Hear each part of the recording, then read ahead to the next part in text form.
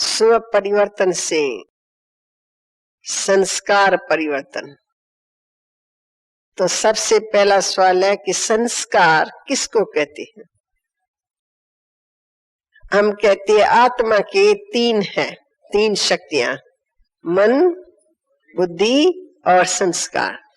मन अर्थात संकल्प शक्ति, जो ख्याल उत्पन्न होता है ना, उसको हम कहेंगे मेरा मन भाग रहा है। फिर बुद्धि निर्णय करती है, ये राइट है या रॉन्ग है। तो निर्णय करने के बाद फिर हम कर्म करते हैं। तो जो कर्म करते हैं उस कर्मों का प्रभाव जो पड़ा मन के ऊपर, वो संस्कार कहलाया जाता है। अच्छा काम किया तो उस समय अच्छा प्रभाव हमारे मन के ऊपर पड़ा। अच्छा करते जाएंगे तो फिर मन के ऊपर अच्छा ही आती रहेगी। मन हमारा अंदर का जो संस्कार है वो शुद्ध होता जाएगा। तो मन, बुद्धि और संस्कार का कनेक्शन कर्म के साथ है। जैसा जैसा कर्म करेंगे वैसा वैसा संस्कार बनेगा। फिर जैसा जैसा संस्कार होगा वैसा वैसा आपका संकल्प उत्पन्न होगा, ख्याल चलेगा। फिर आप देखेंगे फिर चक्कर चलेगा, पूरा साइकिल। फिर जैसा जैसा संकल्प वैसा वैसा कर्म, फिर कर्म से संस्कार, संस्कार से संकल्प, संकल्प से, ये चक्कर है। तो अभी हम इस समय संगम युग में हैं और हम दो प्रकार के संस्कारों को समझ गए हैं। एक है आश्रित संस्कार और एक है दैवी संस्कार। एक है योगी संस्कार, एक है भोगी संस्कार। तो द्वापर कलयुग में हम भोगी भी थे, रोगी भी थे, मानो आश्रित संस्कार वाली आत्माएं थी। हमारा योग ईश्वर से नहीं था, हमारा योग व्यक्ति और वैभवों के साथ था। इसलिए हम विकारी बन गए और विकारों के वशीभूत जो हमने कर्म किया वो हमारा संस्कार बन गया। हम जो भी कर्म करते पहले पहले सूक्ष्म में चेक करो, किस आधार से मैंने ये कर्म किया। सत्यता के आधार से कर्म किया या असत्यता को साथी बना के फिर ये कर्म किया। जो कर्म किया वो किसी न किसी विकार के वशीभूत होके कर्म किया या बाबा की याद में वो कर्म किया। कैसा कर्म किया? कर्म तो कर लेते हैं, अभी तुम देख रही हो तो देखना भी कर्म है, परंतु तुम्हारे नजर में भाव क्या है, आंखों में क्या भाव बैठा हुआ है। तो अब हमारा भाव तो बदली होता है ना। पहले हमारा भाव, हम देहधारी अपने आप को समझते, फिर देह की दृष्टि से देखते, फिर रंग रूप को देखेंगे, ये तो काला है, ये तो गोरा है, ये मुसलमान लगता है मुसलमान, ये सिंधी है, ये हिंदी है। सारा दिन देह और देह के संबंधित बातों को सोचते थे, देखते थे, ऐसा ही अनुभव करते थे। दृष्टि दूर की, बिल्कुल हम दूरी के दृष्टि से देखते थे। रंग रूप को देखेंगे, मोटी बुद्धि, जात पात को देखेंगे, ये मोटाई थी। अनेक प्रकार के भेदभाव जो बने हुए हैं ना, जो मनुष्यों ने बनाया, उस भेदभाव के वशीभूत हम एक दो को देखते थे और एक दो के साथ व्यवहार करते थे। तो वो सब हमारा कैसे माना जाता है? ये आश्रित संस्कार। देह की दृष्टि से किया ना, वो हमारे आश्रित संस्कार। उसके अंदर जरूर विकार है ही है। मोटा नहीं है तो महीन है, और नहीं तो देव मन तो है ही है ना। कोई भी कर्म करेंगे देव भान के वशीभूत होके काम करेंगे। एक मंदिर बनाते हैं, काम तो अच्छा करते हो, पर मंदिर बनाने में भी देव मन आता है। भाई नाम लिख देना, फिर फोटो लगेगा तो कहेंगे इसके ऊपर हार भी पहनाया हुआ हो, क्योंकि मैं सेठ हूं तो कम से कम मेरा भी तो मान हो इस मंदिर के अंदर। तो एक फोटो भी लगवाएंगे, धन देंगे तो उसका नाम भी लगना चाहिए। ये सब देह अभिमान के वशीभूत काम करते हैं।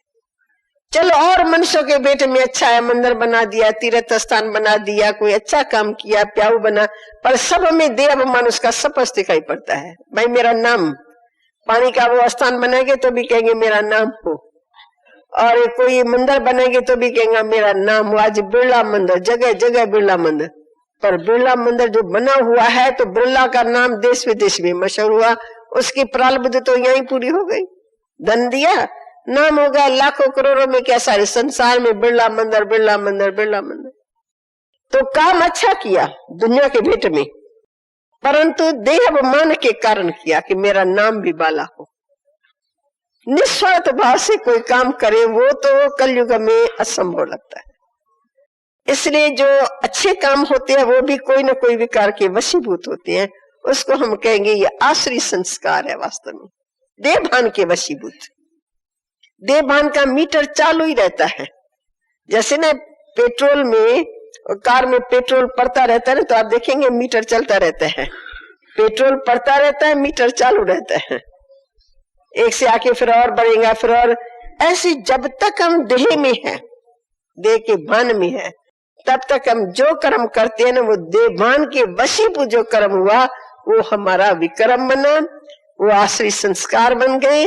और आश्रित संस्कारों के वशीभूत जो संकल्प चलेगा ना वो भी हमारा ऐसा ही चलेगा। फिर हम आते हैं हमारे दैवी संस्कार, वो कौन से हैं? योगी संस्कार कौन से? योगी का योग ईश्वर के साथ होता है। योगी अपने को आत्मा समझता है, दूसरे को भी आत्मा देखता है। मैं आत्मा, सामने वाले भी आत्मा।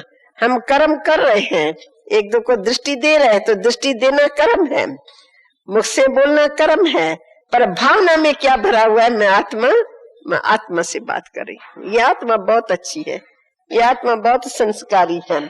तो संस्कार हम देखते रहते हैं। तो जो भी संस्कारों के वशीभूत हम काम करते हैं, अच्छे भी संस्कार उसके अंदर होते हैं। दैवी संस्कारों में भी कोई बहुत अच्छे संस्कार, और कोई किसी समय अच्छे और फिर कभी वो, अभी अभी देवमन, अभी अभी देवमनी, अभी अभी योगी पक्के। देवमन से परे की स्थिति में हम दृष्टि भी देंगे, बोलचाल भी रखेंगे जैसे फरिश्ते चल रहे हैं। फिर जब देह के अभिमान में आ जाते हैं तब फिर हमारी स्टेज नीचे उतर जाती है। तब देह भान के वशीभूत फिर जो हम कर्म करते हैं ना, देखना बोलना, अपने कर्तापन का भी अभिमान रहता है, मैंने ये अच्छा काम किया, मैं ज्ञान सुनाती हूँ, मैं योग सिखाती हूँ, मैं तो बहुत एक्यूरेट हूँ, मेरे को ये बातें अच्छी लगती हैं, मैं ऐसा ऐसा काम नहीं करती हूँ, मैं टीचर हूँ, मैं इंचार्ज हूँ।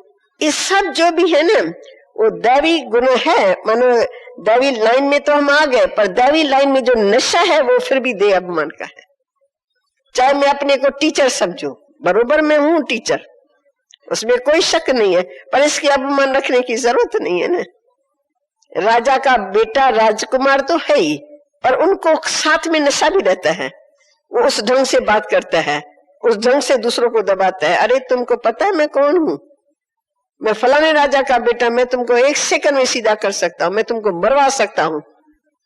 भाई तू राजा का बेटा, वो तो ठीक है, वो तो यथार्थ है, पर उसका जो अभिमान रखा वो फिर आश्रय संस्कार में आ जाता है। वैसे मैं ब्रह्मा कुमारी हूँ, ये यथार्थ है नशा, पर ब्रह्मा कुमारी के बाद मैं अपने आप को फिर टीचर समझू, फिर मैं अपने आप को इंचार्ज समझू, मैं अपने आप को ज्ञानी समझू, मैं योग बहुत अच्छा कराती हूँ।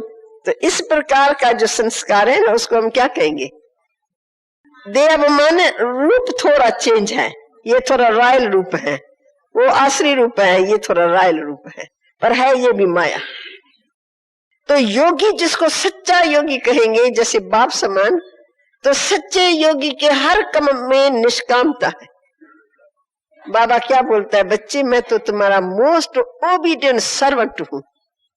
ये बाबा का दिल से शब्द निकलता था, जिगरी। मैं शिव बाबा का भी सर्वेंट हूं, उसने मुझे निमित्त बनाया है, और तुम माताओं के सेवा में निमित्त बनाया, तो तुम माताएं तो मेरी मालिक हो, मैं तुम्हारा गुलाम हूं, मैं तुम्हारी सेवा करनी है। मूत पलिती कपर को धोने की बाबा ने मुझे सेवा दी है। तो बाबा इतना जिगरी शब्द बोलता है, प्रैक्टिकल शब्द, जो बाबा बोलता है वो बाबा करता है। तो बाबा के मन में है मैं सेवक हूं, मुझे सेवा ही सेवा करनी है, पतित आत्माओं को पावन बनाने की सेवा मुझे मेरे बाप से मिली है, वो मुझे करनी है।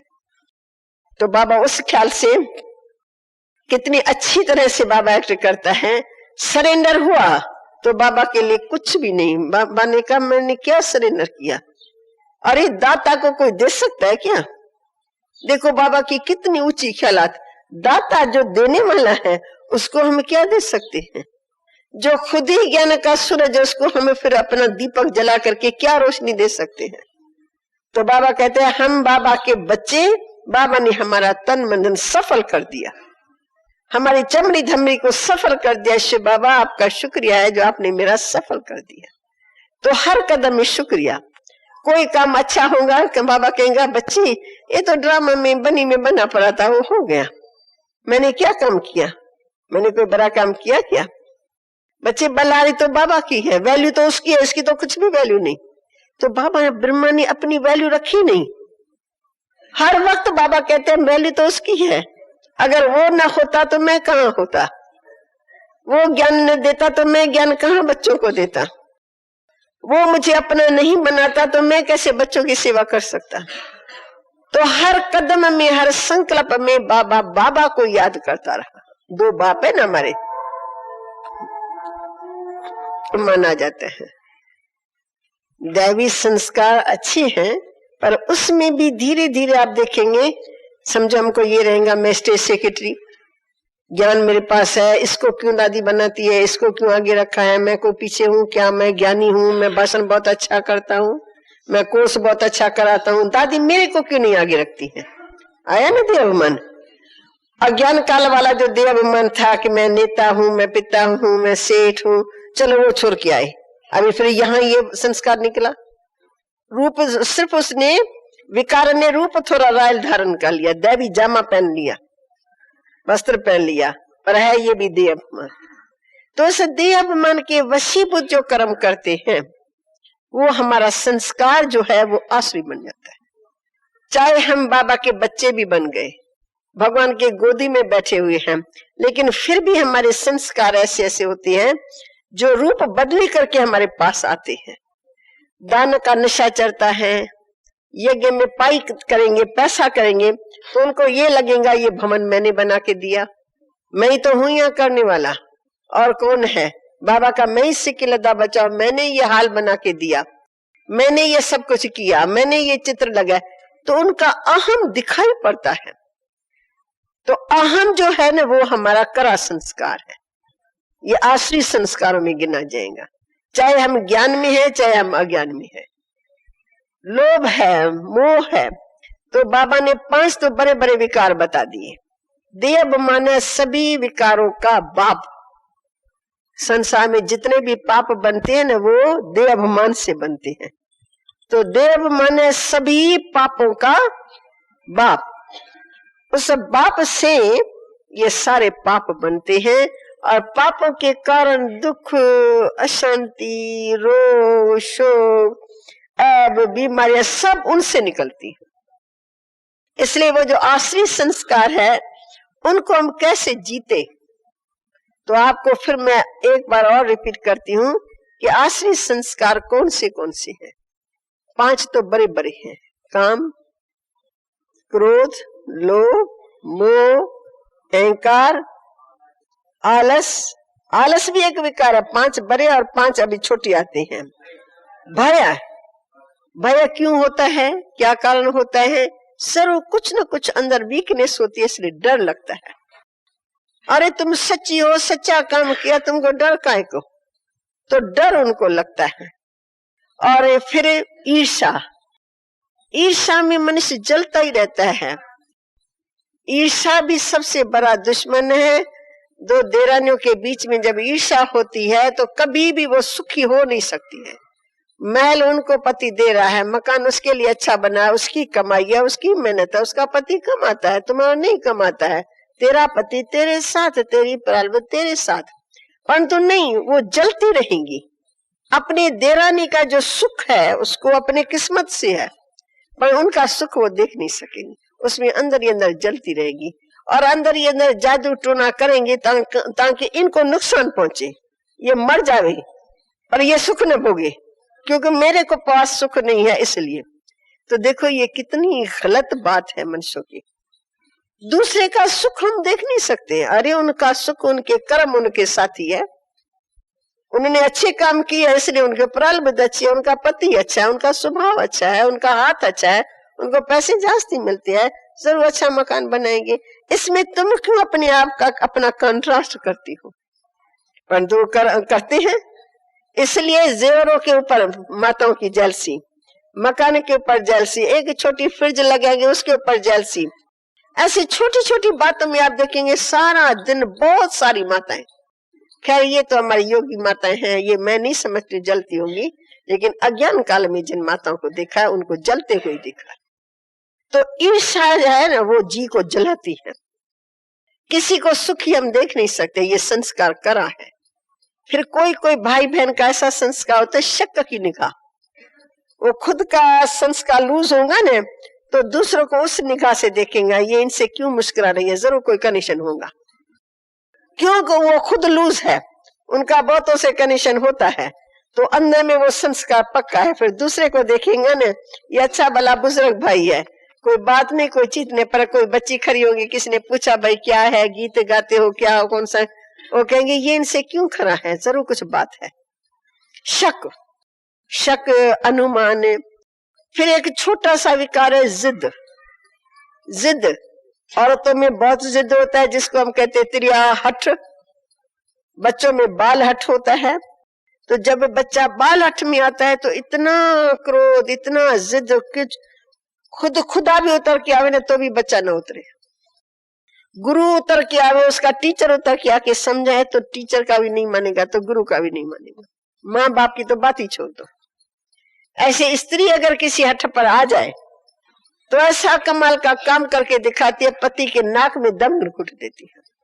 पति बेचारा परेशान हो जाता है, मैं क्या करूं, घर में सदा उल्टा मंजा डाल के सोई रहेंगी, और सिर का दर्द खरा है, और खाना उसको टाइम पर नहीं मिलता। उसको तंग करने के लिए कहेंगे मैं बीमार हूं, मैं क्या करूं, जाके नौकरानी रखो, जिसको चाहिए रखो, मैं नहीं कर सकती।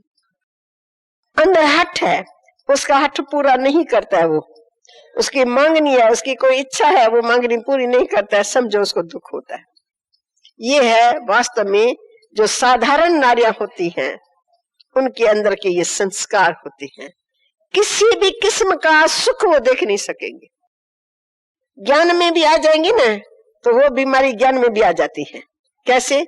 मानो मैं हूं और मेरे साथ मेरी सखी है, दो इक्वल है, थोड़ा उनको आगे बढ़ता हुआ सभी देख करके ना मैं मां करती ये बहुत अच्छी है, अब हम दोनों खड़े हैं, दोनों साथी हैं। उसका बोलना अच्छा है, उसका स्वभाव अच्छा है, उनका व्यवहार सबके साथ अच्छा है, तो आप सब मेरे साथ खड़े होंगी ना, आप सब उठ करके उसके पास आएंगे, उसकी महिमा करेंगे, बहन जी आप तो बहुत अच्छी हो, बहन जी आपने तो बड़ा अच्छा भाषण किया। अब आपने उनकी महिमा की, अंदर अंदर मैं जलती रहूंगी। आपने मेरी गिलानी भी नहीं की, कोई कहे ना भाई इसने गिलानी की तब मेरे को फील हुआ, गिलानी भी नहीं करेंगे, सिर्फ आप मेरे साथ में मेरी सखी उसकी महिमा कर रही हो, उनकी आप महिमा करेंगे, मैं सहन नहीं करूंगी। उसका रंग लाल लाल होता जाएगा, मेरा रंग पीला पीला होता जाएगा, और धीरे धीरे मेरा शरीर ढकने लगेगा। फिर मेरे को उससे नफरत आएगी कि मैं इनके साथ तो कभी नहीं जाऊंगी, जहां जहां जाऊंगी ये अपनी बटा के दिखाती है, क्योंकि मेरे को अंदर में जेलसी है, मैं उसका सहन नहीं कर सकती। यदि कोई किसी की महिमा करता है जो राइट बात है वो सामने आती है, उसमें तो मानना चाहिए ना, राइट को राइट समझो ना। तो आज वो संस्कार तो है नहीं, तो जलन, तो जिद का संस्कार और ईर्ष्या का संस्कार और घर लड़ाने का संस्कार। घर लड़ाती ना माताएं, कैसे लड़ाती है? पति तो बेचारा बिजी रहता है, पुरुष लोग बिजी होती हैं, धंधा दौरे से आएंगे तो सास जो होंगी वो बहू की बात अपने पति को सुनाएगी, उसके पति को सुनाएगी, अपने बेटे को सुनाएगी, तो बेटे को सुनाएगी, बेटे का दिमाग गर्म होगा, वो सुबह को उठते न सोच न विचार गुस्सा करेंगे औरत के ऊपर। वो कहेंगी क्या हुआ, रात्रि को आया हंसता बेलता आया, ये क्या हुआ रात रात में? तो रात रात में श्रृंग लग गई, चिंगारी लग गई, उससे घर की लड़ाइयां लगती हैं। मालूम है, सबको मालूम है। तो क्या होता है, पर चिंतन करते हैं, घर का भेद बताते हैं, किसी की बात को समा नहीं सकते हैं, तो उनके अवगुण जो चित्त पर चढ़ जाते हैं ना उसका वर्णन करते हैं। ये है छोटे छोटे आश्री संस्कार। आदत अलग है, कोई को चाय पीने की आदत नहीं थी, परंतु संगम में आए चाय पी ली, भाई आदत अलग है। कोई का स्वभाव बड़े आवाज से बोलने का है, कहेंगे बहन जी मेरी आदत थोड़ी ऐसी है, मैं आस्ते नहीं। कोई का स्वभाव थोड़ा अच्छा होता है, भाई आदत अच्छी होती है, बात करेगा धीरे धीरे ढंग से करेगा। परंतु संस्कार जो है ना वो बहुत ही खतरनाक है। आश्रय संस्कार बहुत खतरनाक है। इसमें झूठ नहीं बोलेगा पर ढंग से बोलेगा, हेरा फेरी। कहेंगे मैं तो झूठ कभी बोलता ही नहीं हूँ। अरे तुम झूठ नहीं बोलते, हेरा फेरी वाली बात करते हो युक्ति से। इससे तो झूठ बोल रहा है, एक पक्का झूठ बोलो तो पकड़ में भी आ जाए। ये हेरा फेरी वाले पकड़ में भी नहीं आते हैं, बात इधर भी घुमा लेंगे उधर भी घुमा लेंगे, ये भी कह देंगे वो भी कह देंगे। ये भी धोखे के संस्कार है। किसी को धोखा देना, दुख देना, ये भी संस्कार है। पर की निंदा करना, चुगली लगाना, ये भी संस्कार है। चलो ये तो संस्कार है, समझ में आ गया, सबको पता लगा ये संस्कार है। अब इसको हम जीते कैसे? जीतने की है मुख्य बात, जिसके ऊपर आज हम क्लास लेते हैं। देखो अज्ञान काल में हम इसको जीत नहीं सके। मालूम होता है दब जाते थे फिर निकलते थे, फिर दब जाते थे फिर निकलते थे। किसी के प्रभाव में हम दबे रहेंगे, लेकिन फिर थोड़ा ये इधर उधर गया तो मेरा वही संस्कार निकलेगा। अब बाबा ने ज्ञान दिया है। ज्ञान माना कौन सा शब्द बाबा हमेशा यूज करते? ज्ञान माना समझ। समझ कौन सी? अब यहां से हमारा परिवर्तन शुरू होता है। पहले मैं अपने आप को क्या समझती थी? जो मेरे देह का नाम है वो मेरा नाम है, ये समझते थे। देह के नाम को मैं अपना नाम समझ के बैठी थी। तो मेरे देह का जब जन्म हुआ तब वो नाम नहीं था कोई नाम मेरा। 6 दिन के बाद 8 दिन के बाद ब्राह्मण आया, उसने फिर नाम मेरा शरीर का रखा कि भाई इस वेला में जन्म हुआ, अच्छा इसका नाम फलाना। वो नाम मेरे माँ बाप ने मुझे पक्का कराया, बार बार बुलाते बुलाते अब पक्का हो गया मैं फलानी हूँ। अब उस नाम का मुझे भान आ गया कि मैं फलानी हूँ, और बार बार आईने में अपना ये रूप देखते रहते ना, तो मैं नारी हूँ, मैं कुमारी हूँ, मैं फलानी हूँ। फिर सुंदर हूँ तो फिर सुंदरता का भी नशा आ गया, मैं बहुत सुंदर हूँ। नहीं मैं सुंदर है, पर मैं वैसे बताती हूँ आपको, वो नशा चढ़ता है। और कोई की आंखें अच्छी होती है ना तो उसको अपनी आंखों का नशा, दांतों का नशा। मैं मुस्कुराती हूँ सबको बहुत अच्छा लगता है, वो दांतों का नशा। किसी के ये अच्छे होते उसका नशा, जरा ये होठ अच्छे होते उसका नशा। भाई ये तो इससे बॉडी के अंदर कितने अंग हैं, उन सब के नशे चढ़ जाते हैं।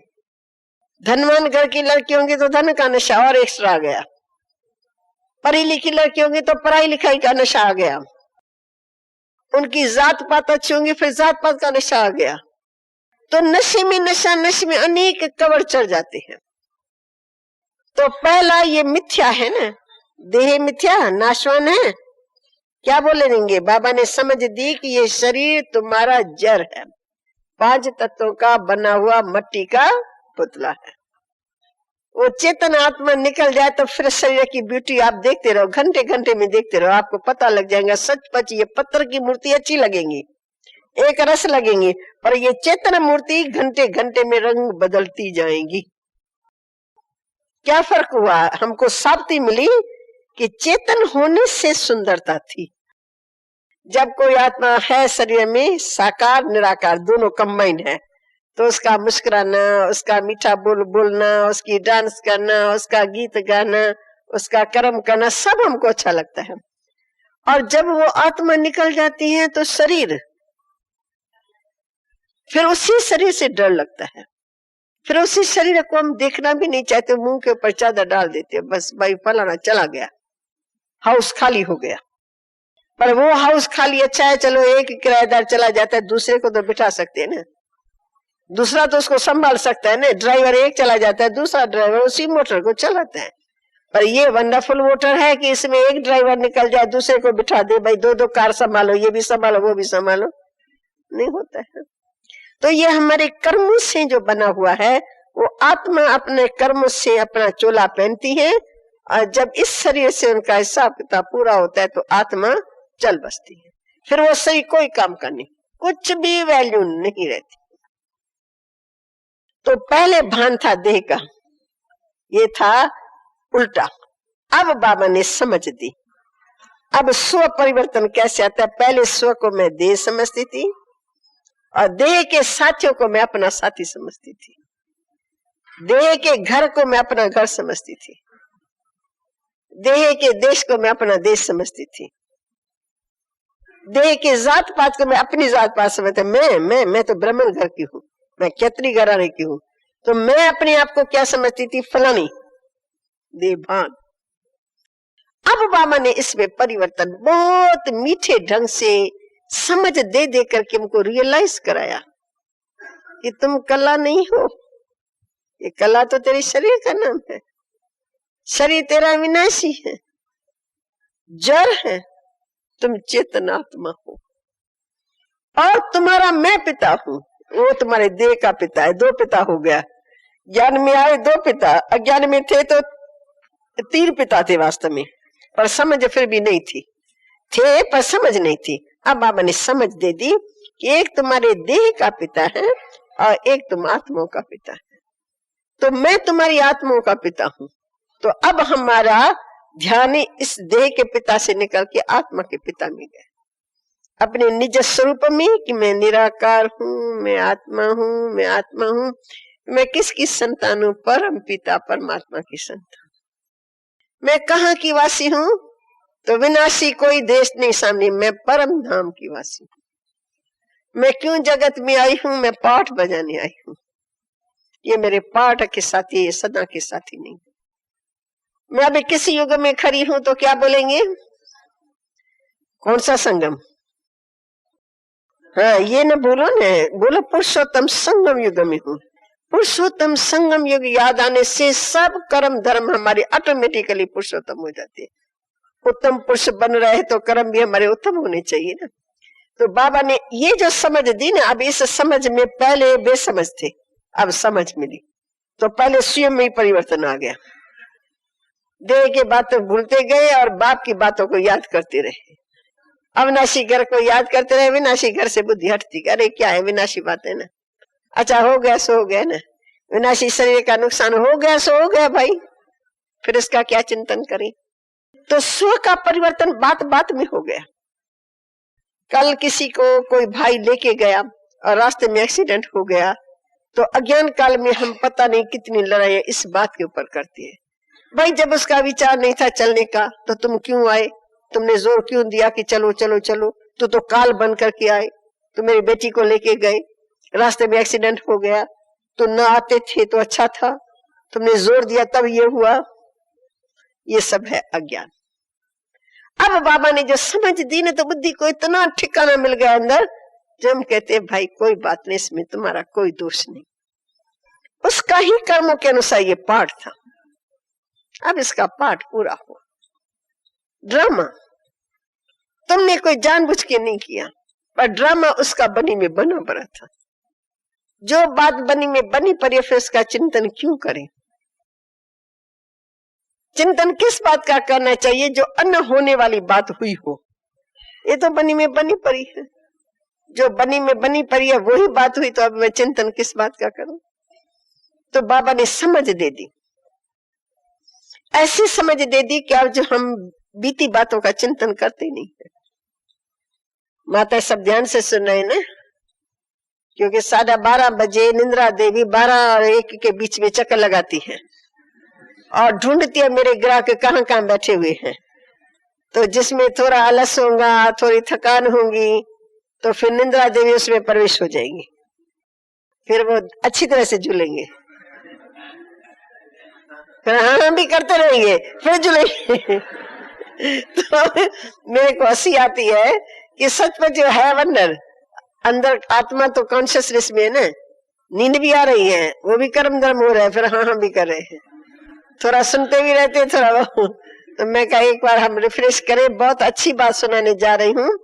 दादी जानकी ने कल हमारे क्लास में कही, टीचर्स के क्लास में, बहुत अच्छी बात है। तो दादी ने कहा गुलजार बहन और हमारी आपस में किसी बात पर चर्चा चली, तो गुलजार बहन ने कहा देखो, जो बात हो जाती है सो बात हो गई, वो बात फिर 5000 वर्ष के बाद आती है। तो जो बात हो जाती है तो बात 5000 वर्ष के लिए एकदम मर्ज हो जाती है, बात ही हो जाती है, बस फिनिश हो गई तो हो गई। उसके बाद बात चिंतन नहीं चलता है, बात फिनिश हो गई। परंतु बात को देखने वाले सुनने वाले वो चिंतन में आ जाती, ये बात क्यों हुई, ये बात क्यों हुई। तो उसने कहा बात अक्लमंद है, वो 5000 वर्ष के बाद आएंगी फिर। और बात को सोचने वाले देखने वाले वो चिंतन करते हैं, ये क्यों हुआ, ये कैसे हुआ, ये क्यों हुआ, ये कैसे हुआ। माने जो सीन हुई, वो जो सीन है उसके लिए क्या कहेंगे। सीन माना बात, कोई बात हुई, कोई सीन हुई, सीन फिर भी मर्ज हो जाती है। 5000 वर्ष से अपने उसको लपेट लेती है। तो मक्खन मिलेगा, मक्खन कहाँ से मिलेगा माताएं, अनुभवी हो ना, कहाँ से मक्खन मिलता है, दही से। तो दही को मिलाना चाहिए ना, पानी को तो नहीं। पानी से मिला है कभी किसी को? अच्छा गंदा पानी हो, उसमें मांधाई डालो तो कुछ मिलेगा? क्या मिलेगा गंदे पानी में ऐसे करने से? चींटे गंदे, मच्छर आएंगे, मच्छर खाएंगे हमको।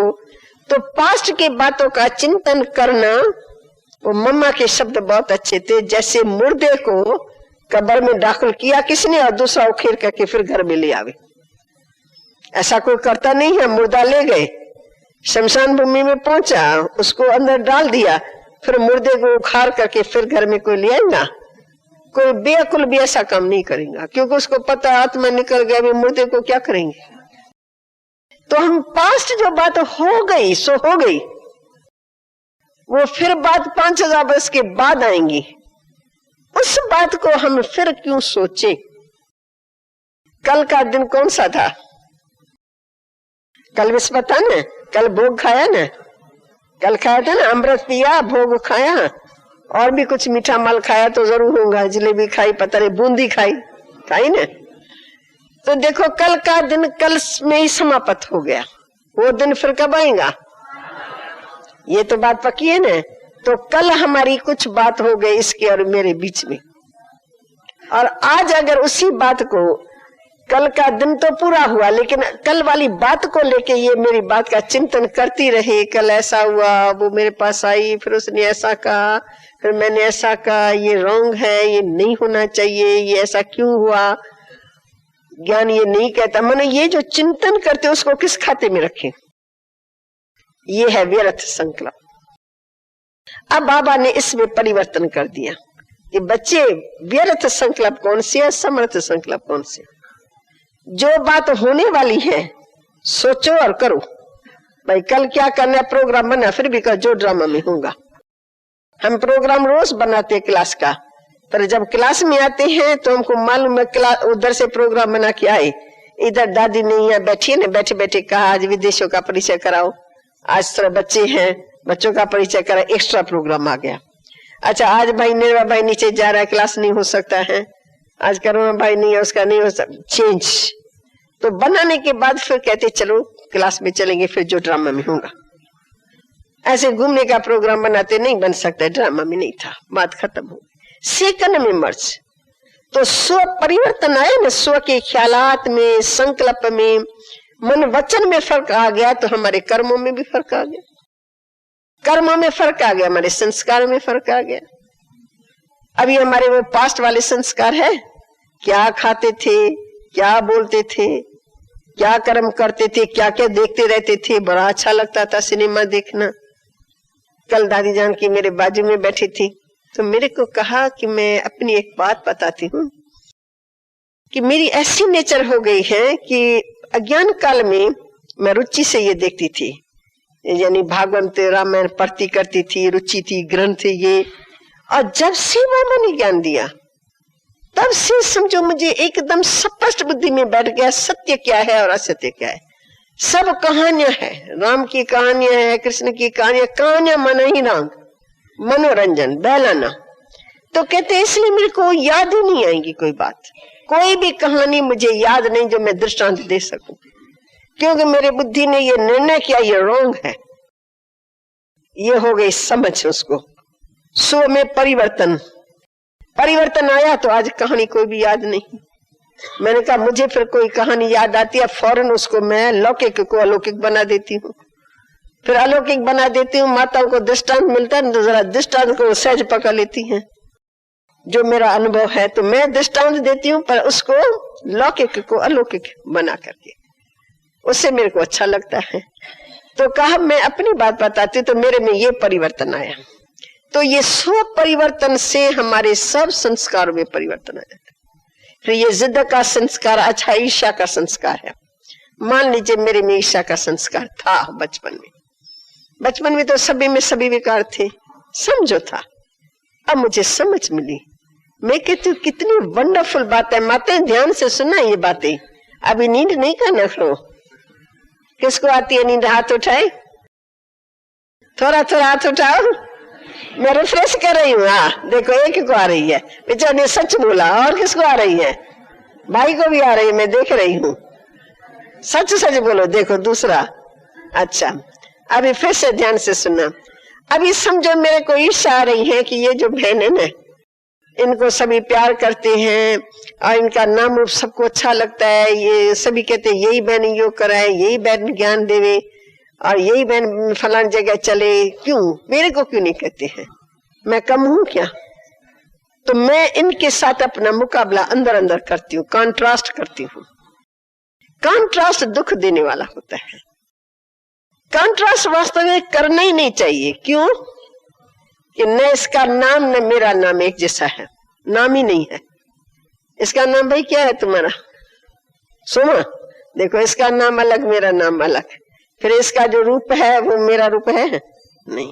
फिर इनके जो गुण कर्तव्य है वो मेरा है, मेरा पार्ट अलग, इसका पार्ट अलग। इनका सब कुछ अलग है, सेकंड सेकंड की एक्टिविटी अलग अलग है। अभी मैं कंट्रास्ट करूं तो कंट्रास्ट में पहले ये चेहरा मेरे को मिलेगा ऐसे जैसा, कितना भी मैं साबुन लगाऊं, लिपस्टिक लगाऊं, हाँ, पर इससे जैसा चेहरा मेरा बनेगा? जब इसकी सूरत नहीं बन सकती तो सीरत कैसे बनेंगे? फिर इसकी जो प्रारब्ध है वो इनके किए हुए कर्मों के आधार से गुप्त है, उनके पास है। मैं इनकी प्रारब्ध को कैसे छीन सकती हूँ? इसने किया हुआ सो भोग रही है, मैं किया हुआ अपना भोग रही हूँ। मैं रीस किस बात की करूं? कौन सी बात मेरे साथ में चलेंगी? हर एक का पार्ट अलग, हर एक का भाग्य अलग। हमको किसी से भी किसी के पार्ट की रीस नहीं करनी है। एक छोटा सा दृष्टांत दूंगी, टाइम भी हो रहा है, कि बहुत अच्छा दृष्टांत है पर समझने वाला समझे तो बहुत उससे फायदा है। कहती है लक्ष्मी और सरस्वती, लक्ष्मी और पार्वती दोनों बहनें थी। दृष्टांत, दोनों बहनें थी। देवियां तो लड़ती नहीं है पर मनुष्य है ना, लड़ते रहते हैं, तो उन्होंने देवियों के दृष्टांत भी लड़ने में लगा दी है। तो कहने लगा कि पार्वती को एक दिन ख्याल आया बैठे बैठे, और जाकर के शंकर को कहा कि महाराज मुझे आज्ञा चाहिए आपकी, मैं आज अपनी बहन लक्ष्मी के पास जाना चाहती हूँ। तो शंकर तो कहते ना भगवान है, तो वो मुस्कुराता रहा, कहा प्यारी तुमको कोई निमंत्रण थोड़ी बहन ने दिया है जो तुम जाती हो। कहा स्वामी जी निमंत्रण की क्या जरूरत है, बहन है, बहन के पास जाती हो, उसमें निमंत्रण की क्या जरूरत है? थोड़ी मन्नत की, भगवान ने इशारा दिया कि तुम क्यों जाती हो, निमंत्रण तुमको है नहीं। पर उसने कहा इसमें क्या है? अच्छा नहीं है, तुम जाने चाहती हो, भले जाओ। अच्छी आदमी होती है वो ऐसे ही कहती है अच्छा भले जाओ, जानते हैं क्या रिजल्ट होंगी। गई बेचारी पार्वती गई। अब पार्वती गई तो उसके पाठ और उस लक्ष्मी के पाठ में तो बहुत फर्क है, नाम और रूप में भी फर्क है। वो धन की देवी, धन नहीं धराधर बहता रहता था, सोना चांदी हीरा मोती बहुत बड़े सुंदर महल में सजी दजी बैठी थी। तो जब लक्ष्मी ने देखा उसको, पार्वती को, तो ऐसे करके देखने लगी और थोड़ा नशे से बोलने लगी। लक्ष्मी बोलती तो नहीं है, कभी सत्योग में बोलेंगे क्या हम, पर मनुष्यों ने कहानी बनाई है। तो ऐसे करके उसको ऐसे टोंटिंग भाषा में बोला कि तुम आज कैसे पर्वत को छोड़ करके और तपस्या को छोड़ के तुम कैसे आज महल में, मेरे महल में आ गई। बस उस एक शब्द से उसको अंदर में कुछ पैदा हो गया कि क्या मेरी इतना इसको अभिमान है अपने पैसे का, इतना इसको अपने लक्ष्मी को अपने धन का महल का अभिमान है, मेरी इंसल्ट की इसने। तो उसको एकदम ऐसा चढ़ा नशा कि फौरन गई शंकर के पास कि स्वामी जी एक बात है, आप कैसे भी करके मेरी आश पूरी करो, वचन दो वचन दो। जोर लगाया उसके ऊपर, जिद का संस्कार, हठ। तो वो समझ गया इसको कौन सी बीमारी वहां से शुरू हुई होंगी। तो बीमारी कौन सी कि अंदर उसको ईर्ष्या आ गई, क्योंकि उसने थोड़ा अभिमान से कहा। तो उसने कहा कि स्वामी जी बस मेरे को और कुछ नहीं चाहिए, मेरी एक आशा है कि जल्दी से जल्दी मुझे लक्ष्मी से भी बढ़ करके सुंदर महल बना करके दो। तो कहा प्यारी तुम तपस्या करने वाली, तू कहाँ महल में बैठेंगी, तेरे नसीब में क्या लिखा हुआ है तपस्या। शंकर पार्वती की तपस्या दिखाते ऊपर बैठी है पर्वत पर। कासो क्या, मेरी एक ही तो आशा है, आप मेरी पूरी करो। उसने कहा ठीक है तथास्तु। विश्वकर्मा को ऑर्डर गया, उसने फटाफट जादूगरी की तरह से बना करके दे दिया। अब उसके मन में आया तो इसका उद्घाटन तो किसी बड़े आदमी से कराऊं। बड़े ते बड़ा कौन? रावण। ये देखो उस जमाने में रावण के हाथ में बड़ी पावर। तो रावण से उद्घाटन कराया। जब उद्घाटन कराया तो नारद फिर लाई लगाई वाला। तो लक्ष्मी को पता लगा कि बहुत सुंदर महल बनाया है, इसलिए लक्ष्मी को भी निमंत्रण दिया कि भाई तुम जरूर आना। लक्ष्मी ने नारद को पट्टी पढ़ा दी कि जब रावण इससे भिक्षा मांगे ना तो रावण को बता देना और कुछ नहीं मांगना, हीरा मोती कुछ नहीं कहना, बस यही महल मेरे को दे दो। देखो कौन सी बात कहाँ पहुंची। तो कहते लक्ष्मी को भी ईर्ष्या पैदा हुई कि अगर मेरे से ये बढ़ करके निकली तो ये मेरे को भी आंख दिखाएंगे, इसलिए इसका महल ही लिया जाए तो काम ही खत्म हो जाए। उसने नारद को पट्टी पढ़ाई, नारद ने रावण को पट्टी पढ़ाई। रावण ने इसके सामने जब उद्घाटन हुआ विधि पूर्वक धाम धूम से, तो उसने कहा तुम जो मांगो सो मैं तुमको दूंगी। तुमने बहुत विधि पूर्वक मंत्रों का जाप जप जप करके बड़े अच्छे ढंग से महल का उद्घाटन किया, अब तुम्हारे को जो चाहिए मुंह मांगा मैं इनाम दूंगी। उसने कहा न मुझे हीरा चाहिए, न मोती चाहिए, न मानक चाहिए, न वो हाथी घोड़े चाहिए, कुछ नहीं चाहिए। कहा नहीं कुछ बोलो कुछ बोलो। ऐसे जोर दिया तो उसने कहा और कुछ नहीं, सिर्फ ये महल दे दो। बस उसकी धरती निकल गई और जुबान वो दे चुकी थी कि भाई जो मांगेंगे सो तुमको दूंगी। अगले जमाने में जुबान पर मनुष्य पक्के रहते थे। अंदर बहुत गुस्सा आया कि ये रावण ने क्या मांगा, बनाया अपने लिए। हाँ तो फिर शंकर के पास गई। बात लंबी है, मैं सार रूप में बताती हूँ। तो शंकर के पास गई तो कहा स्वामी जी देखो ना रावण ने क्या कर दिया, सारा मेरा महल ही ले लिया। तो उसने मुस्कुरा करके कहा प्यारी तुम्हारे नसीब में भी हो ना महल क्योंकि तुम तो तपस्या करने वाली, तू कहाँ महल में बैठेगी। अब उसने की रीस, दूसरा पति का कहना नहीं माना, तब उनकी इंसल्ट सहन नहीं कर सकी, तब कहा ऐसा महल चाहिए। तो ये आजकल के जमाने में ये बीमारी बहुत कड़ी बीमारी और फैली हुई है। पुरुषों में भी होती है, एक दुकान दूसरा दुकान तीसरा दुकान, कई पुरुष भी ऐसे उसमें जलते रहते हैं, नुकसान एक तो को पहुंचाते रहते हैं, जादू टूना करते रहते हैं, इसका दुकान डाउन जाए या ये बीमार पड़ जाए, ये मेरे से आगे ना निकले। लड़के एक स्कूल में पढ़ने वाले वो भी ऐसे करते हैं, जो फर्स्ट नंबर आता है तो सेकंड नंबर वाला उसके ऊपर ईर्ष्या करता है। पर ईर्ष्या करने वाले जिसने भी ईर्ष्या की वो उसके प्रारब्ध से पहुंच नहीं सकता है, क्योंकि प्रारब्ध हर एक की गुप्त है। ये पिछले कर्मों की कमाई हमारे साथ है, तुम कितनी भी रिस्क करेंगे पर जो मेरी प्रारब्ध मेरे साथ है उसको तुम छीन नहीं सकते हो। अब ये बात माताओं के ध्यान में आ जाए तो कभी हम किसी के झोपड़े महल को देख करके अपनी झोपड़ी को नहीं खराब करेंगे। हम कहेंगे हमारी झोपड़ी भी बहुत अच्छी है, वो अपने झोपड़ी में सुखी रहेंगे, दाल रोटी में खुश रहेंगे, रूखी सूखी बात में खुश है पर अपने में खुश। मेरी प्रारब्ध के अनुसार मुझे जो मिला है वो बहुत अच्छा है। तो ये संस्कार परिवर्तन तब होता है जब ज्ञान और योग होता है, हद से बुद्धि निकल जाती है। हम लोगों की हमारी बड़ी बड़ी दादियां बहुत बड़ा त्याग किया उन्होंने, बड़े बड़े घरों के करोड़पति की मिल्कियत, करोड़पति घर की मिल्कियत को ऐसे छोड़कर किया है जैसे कोई राजा रानी छोड़ किया महल को। तो लोगों ने वन रखा है, 14 साल वो देखते रहे कि इनको बच्चे याद नहीं आते हैं, इनको महल याद नहीं आता है, इनके पीछे कौन सी ताकत है। तो कोई तो कहते ये पागल हो गई, पर जब पागल के पास आवे तो देखिए शांति मिल रही है, आनंद मिल रहा है, फ्री मिल रहा है। ये कैसे पागल है, ये उनको पता नहीं लगा ये भगवान के नाम पर पागल हो गई है। पागल टाइटल ठीक है, ये तो पागल है, ये तो पागल ही हो गई। हाँ भाई हो गए हैं पागल, पर ये भगवान के रास्ते में पागल हो गए हैं, तुम माया के पीछे पागल हो गए हो। तो परिवर्तन आता है तो इन सब सुखों को एक सेकंड में छोड़ देते हैं, ईर्ष्या द्वेष सब खत्म हो जाता है। फिर मनुष्य का मन अच्छे रास्ते में, फिर ये जो छोटे छोटे विकार है, जिद आ गया हमारे में, जिद था, अब जिद को हमने दृढ़ता में ट्रांसफर कर दिया। वही दृढ़ता अच्छे काम में, जिद माना दृढ़ संकल्प, मुझे ये करना ही है, वो उसको ट्रांसफर कर दो अपनी ईश्वरी मत पर। मुझे श्री मत पर चल रहा है, दुनिया एक तरफ हो जाए, मैं भगवान को नहीं छोड़ सकती हूँ, मैं इस विकारों को टच नहीं कर सकती हूँ, मैं कोई विकारी मनुष्य के मत पर नहीं चल सकती हूँ। तो जिद को ट्रांसफर कर दिया। कोई किस्म का हठ नहीं करते, करते तो भगवान के कार्य में हठ करते, ये काम करना है, ये नहीं करना है। बातें करते हैं, निंदा चुगली नहीं करते, ज्ञान की वर्षा करती है। ज्ञान सुनो सुनाओ, ये भी तो धंधा है ना। पहले वो धंधा करते थे पर चिंतन का, अब स्वचिंतन करो, प्रभु चिंतन करो और कराओ। तो सारे संस्कारों को ट्रांसफर कर दिया। लोभ है हमारे में पर ज्ञात रत्नों का है, मोह है पर देहधारियों में नहीं है, शिवा मम्मी है। तो मोह गया ना हमारा, किसी में तो लगा ना। प्यार है, पहले देहधारियों के साथ प्यार था, वैभवों के साथ, अभी बाबा बाबा की बातों के साथ हमारा प्यार है। तो सब संस्कार परिवर्तन में आ गए। लोभ मोह अहंकार, बाबा कहते शुद्ध नशा चढ़ाओ।